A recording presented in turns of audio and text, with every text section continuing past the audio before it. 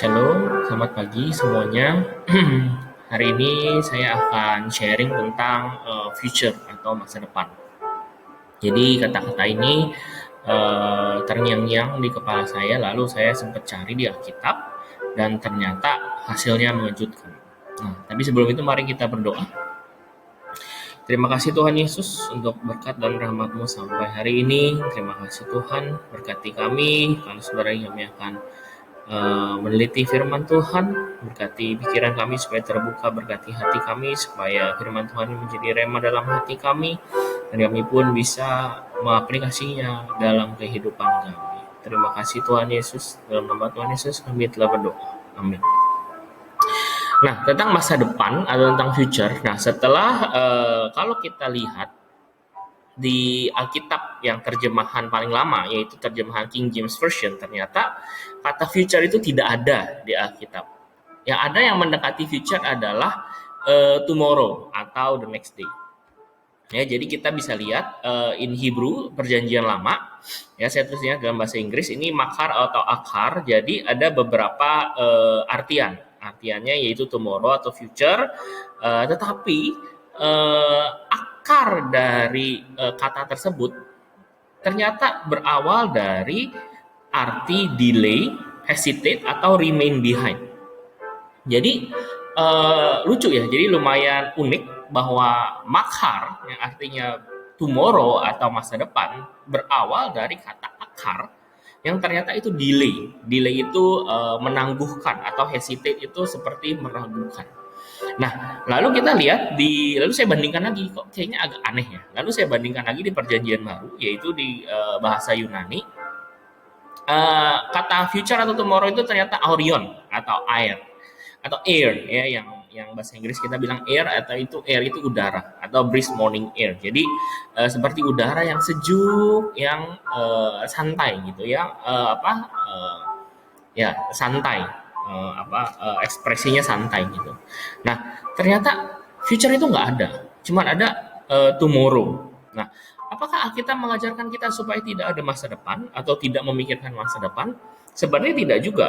Kalau kita lihat di salah satu ayat Alkitab, yaitu di Lukas 14 ayat 28, kita tahu ya ini Alkitab tentang planning, yaitu kalau misalkan mau membangun kita harus planning biayanya dulu. Nah, planning kan itu kan memikirkan future juga atau perencanaan. Nah, atau jikalau nanti kalau kalian baca kelanjutannya, jikalau raja-raja mau perang pasti akan mempersiapkan prajuritnya. Itu kan memikirkan masa depan. Nah, tetapi kenapa tidak ada kata masa depan di King James Version, yaitu di bahasa yang asli, bahasa yang paling old ya, bahasa yang paling tua. Nah, lalu saya lihat melalui arti tersebut saya mendapat suatu pewahyuan seperti ini, bahwa sebenarnya ada ayat Alkitab juga yang membicarakan bahwa hati manusia memikirkan jalannya, tetapi Tuhanlah yang menentukan arah langkahnya. Lah, berarti kita nggak perlu memikirkan masa depan. Berarti kita santai-santai aja dong. Nah, dan dua-duanya ini di Amsal yang ditulis oleh Raja Salomo yang mempunyai wisdom yang begitu hebat ya. Nah, lalu kita bisa lihat di Amsal 19 ayat 21, banyaklah rancangan di hati manusia, tetapi keputusan Tuhan lah yang terlaksana. Nah, sepertinya di antara Lukas dan Amsal itu sangat opposite, sangat against each other, itu sangat berlawanan sekali.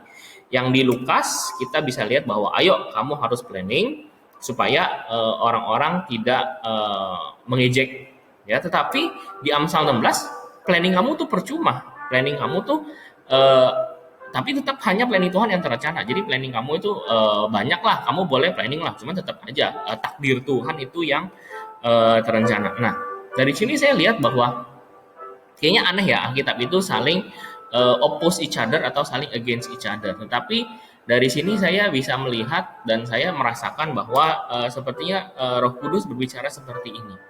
Kita ambil di tengah-tengah, kita ambil di bagian yang memang jangan terlalu memikirkan masa depan yang terlalu panjang, tetapi jangan juga kita berleha-leha atau santai-santai di mana kita tidak memikirkan masa depan sama sekali. Oh ya udah, hari ini aja, besok mau kerja apa atau besok mau makan apa ya nggak usah dipikirin sih ya. Maksudnya besok mau kerja apa atau besok mau ada goal apa, itu kita tetap harus memikirkan gitu loh. Karena ya kita pun dibilang tanpa visi eh, umat Tuhan itu hancur. Jadi ya kita ambil di tengah-tengah, yaitu ambil balance, di mana seperti poin nomor satu, planning sederhana dibandingkan dengan overthinking ya. Jadi kalau misalkan memikirkan masa depan mungkin yang terlalu jauh sekali, contoh ya, misalkan saya punya anak berusia 1,5 tahun, tapi kalau misalnya saya memikirkan, oh bagaimana kuliahnya, bagaimana SMA-nya, itu terlalu overthinking, terlalu jauh gitu. Tapi kita planning sederhana aja. Planning sederhana seperti kalau misalnya anak saya masih 1,5 tahun, saya planning, oh bagaimana ya nanti dia masuk TK-nya di sekolah mana yang mungkin bagus, dan eh, perlu pertumbuhan seperti apa yang saya mau gitu loh. Contoh misalkan saya mau dia bertumbuh menjadi anak yang takut akan Tuhan, berarti saya harus memberikan dia dengar lagu rohani penyembahan seperti itu. Nah, jangan terlalu overthinking. Jadi jangan terlalu memikirkan masa depan. Bahkan di Hebrew aja dilihat bahwa akarnya itu adalah delay. Jangan terburu-buru mau ke masa depan. Contoh ya, seperti anak kecil yang mau menjadi dewasa. Sepertinya menjadi dewasa enak. Nggak ada PR, nggak ada tugas-tugas sekolah yang berat. Sepertinya orang dewasa enak, cuma kerja habis itu pulang. Nah, sepertinya, tapi kan mereka tidak tahu apa yang akan mereka hadapi di masa depan. Ya, jadi seperti itu. Jangan terburu-buru, bahkan seperti yang di Perjanjian Lama bilang, delay atau hesitate untuk ke masa depan. Nah, akan saya jelasin kenapa kita harus mendelay untuk menuju masa depan atau berpikir terlalu jauh. Ya, lalu poin nomor 2 yaitu santai dan terburu-buru. Ya, kita harus anggap santai dan jangan terburu-buru. Jangan terburu-buru seperti yang tadi saya bilang, jangan terburu-buru bahkan hesitate untuk menuju masa depan. Ya, kita santai aja. Kenapa? Karena kita tahu bahwa segala jalan langkah kaki kita itu telah ditetapkan Tuhan sebagai orang yang mengasihi Tuhan gitu. Tapi memang kita ambil di tengah lagi, jangan terlalu santai, jangan terlalu ya udahlah, mau terjadi apa ya udah, kan Tuhan udah takdirkan saya. Tidak juga ya, tetapi kita harus santai seperti ini, santai. Seperti contoh kita lagi banyak masalah, ya sudah, memang ada masalah, saya akan berusaha semampu saya, tetapi jangan terlalu kalau bahasa Jermannya itu ngoyo gitu. Jangan terlalu, kalau bahasa Singapura itu gangho ya. Jangan terlalu apa ya? Terlalu kejar, terlalu maksain terus. Nah, jangan terlalu maksain. Tapi kita santai aja, kita harus bekerja sama dengan Tuhan. Yaitu kita melakukan sebisa kita dan Tuhan pun akan melakukan bagian dia.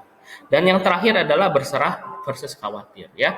Berserah bukan menyerah. Berserah itu adalah seperti poin nomor 2 tadi. Pada saat kita santai, ya Tuhan, saya ada masalah dan ini yang saya punya, ini yang saya bisa lakukan. Lalu kita berserah kepada Tuhan. Saya menyerahkan semua yang saya punya dan semua yang bisa saya lakukan kepada Tuhan. Apapun yang Tuhan mau, Tuhan lakukan. Tuhan bantu saya, Tuhan izinkan saya untuk bisa melakukan sebisa saya, tetapi memang kalau misalnya tidak bisa ya berarti saatnya Tuhan turun tangan. Dan versus khawatir, karena khawatir tidak menambah sehasta dalam hidup kita. Betul, itu pun tertulis di Alkitab. Jadi kita nggak perlu terlalu khawatir, nanti saya dikejar-kejar, nanti anak saya gimana ya, nanti istri saya gimana ya. Jangan terlalu khawatir, serahkan itu kepada Tuhan. Contoh seperti hari ini ya. Hari ini saya cukup hektik, walaupun saya bangun sekitar jam 5:30 kurang ya, 5:30 kurang, lalu saya masak. Nah, ternyata pada saat saya masak galon aqua itu habis dan saya belum beli. Nah, jadi sekitar jam 6:30-an mau kemana ya, jam 6:30 pagi gitu. Lalu saya berdoa sama Tuhan. Saya coba minjam ke teman karena galon saya habis. Cuman saya berdoa, Tuhan, saya nggak mau terlalu minta-minta lah, saya mau berusaha sendiri. Ternyata pada saat saya jalan ada minimarket yang buka dan saya bisa belanja di sana. Cuman orangnya lama sekali. Ini gimana ya, itu gimana ya, mungkin karena orang baru kali ya. Lalu saya berdoa sama Tuhan, Tuhan, saya bentar lagi saya telat nih Tuhan. Saya sudah masak, saya sudah cuci piring. Cuman waktunya itu mepet sekali. Jadi saya berdoa sama Tuhan, Tuhan, saya nggak mau telat deh Tuhan, apapun yang Tuhan lakukan terserah deh Tuhan, mau berhentiin waktu kayak apa. Nah, saya nggak lihat jam lagi tuh, jadi saya nggak lihat jam, Lalu saya berusaha secepat mungkin, jadi walaupun orang itu agak lama mesti nanya supervisornya, karena saya pakai kredit card, jadi gimana cara ngisi kreditnya bagaimana, ya saya tetap sabar. Saya tetap bilang, Tuhan saya berserah. Kalau misalkan memang saya telat, ya sudah, karena memang saya memprioritaskan keluarga saya dan memang ini salah saya, karena saya lupa beli galon air. Lalu pada saat saya berdoa sama Tuhan, orang itu sudah selesai, agak lama, bahkan saya harus bantu bawa galon aquanya ke mobil saya supaya agak dipercepat. Cuman habis itu saya tetap hatinya berserah. Kalau mau telat ya udah. Lalu tetap saya melakukan hal sebisa saya, cuman saya pun tidak ngebut. Saya memang bawa mobilnya agak cepat, cuman saya pun tidak ngebut karena saya berserah kepada Tuhan dan saya percayakan waktu saya kepada Tuhan. Dan ternyata pada saat saya absen kerja saya tidak telat dan itu masih ada jeda 1 menit. 1 menit. Ya, memang kadang-kadang Tuhan seperti itu bisa memberikan kita hal-hal yang sangat mepet. Tetapi ya menurut saya itu berserah. Dan yang menurut saya itu kadang-kadang itu bisa kemungkinan besar itu bisa telat gitu loh. Ya, dan saya percaya ini melalui pertolongan Tuhan saya tidak telat, masih ada jeda 1 menit. Nah, lalu kembali lagi ke planning sederhana versus overthinking. Bahkan kita harus santai. Bahkan kita bukan hanya santai, kita harus delay. Ya, delay menuju masa depan. Kenapa? Karena ini yang saya bilang. Ini yang saya mau. Ya, ini pesan terakhir saya, ini slide terakhir saya, yaitu present versus future. Present itu apa? Present itu masa sekarang. Tuhan itu sebenarnya mau kita merasakan apa yang Tuhan mau ngomong sama kita sekarang. Apa yang Tuhan mau bilang sama kita sekarang. Tuhan tuh mau ngobrol sama kita pada saat sekarang. Jadi nggak perlu planning ke depan. Bahkan kita masa depan ya udahlah. Saya sudah planning seperlunya. Saya tidak khawatir dan saya berserah kepada Tuhan. Sisanya Tuhan yang urus. Tetapi masa sekarang saya mau tetap sabar, saya mau jaga hati saya mau merasakan hadirat Tuhan masa sekarang. Jadi kita harus lebih menghargai masa sekarang. Ya akhirnya saya tahu kenapa future itu tidak ada di Bible ya, karena Tuhan mau kita menghargai masa-masa yang sekarang. Masa-masa mungkin sekarang kita lagi ada masalah, saya pun lagi banyak masalah.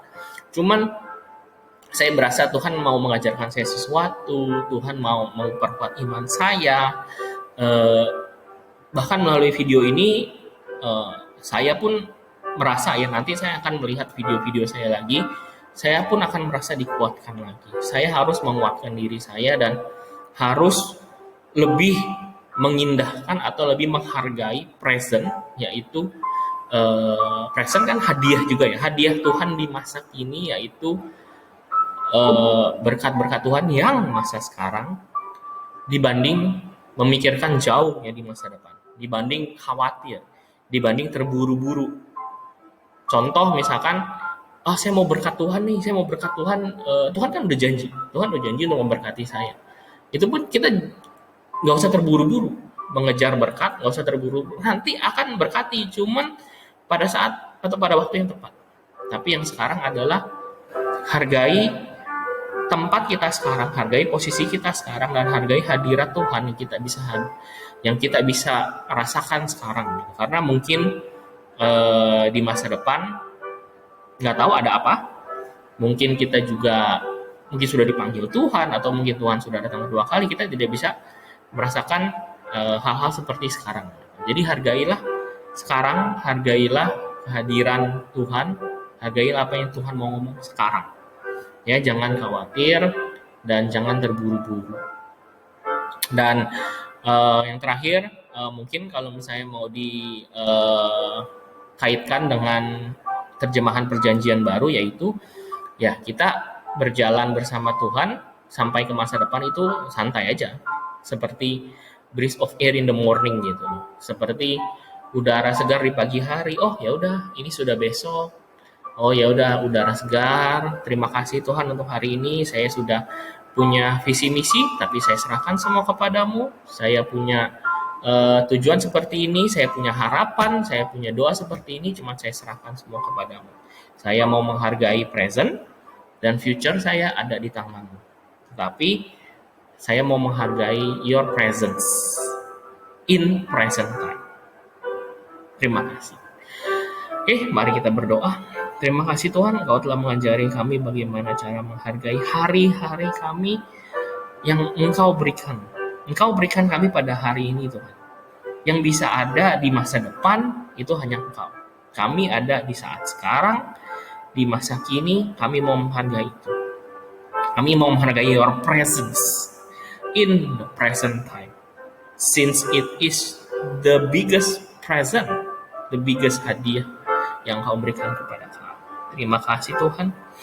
Kami tahu kami masih banyak masalah, terutama di masa-masa pandemi ini Tuhan. Tapi kami mau percaya, kami mau kuatkan iman kami.